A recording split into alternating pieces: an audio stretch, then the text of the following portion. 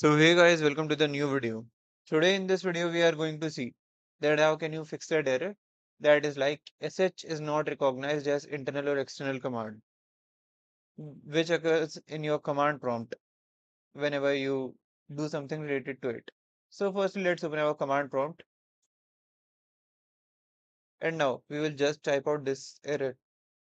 Let's check this error basically. So here you can see that sh is not recognized as internal or external command. So what you need to actually do this is actually dependent on Git. If you have Git installed in your computer, then this will be resolved. For that, what you have to do is you have to go in your environment variables and then just click here. See, whenever you will hit commands like codex or something like this, which triggers sh, that will only show this type of message that sh is not recognized as internal or external command. So now let's get back to our topic. Under environment variables, in system environment variables, just click on path and click on edit button. Now you have to create a new path basically. Here what you have to create is, now let me just show you. This is the path for git command prompt. Okay, just copy this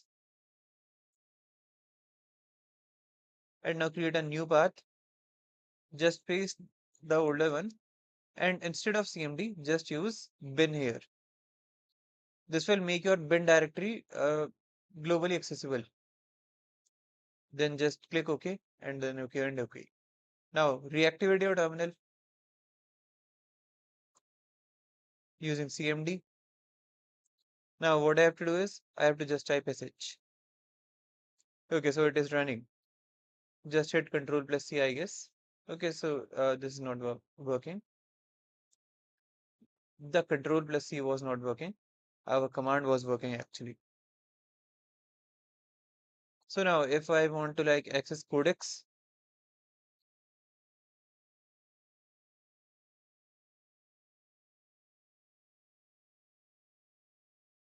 so yeah, you can see that our codecs is also completely fine. That means our issue is resolved. So that's all for this video guys. Now let's see you next time.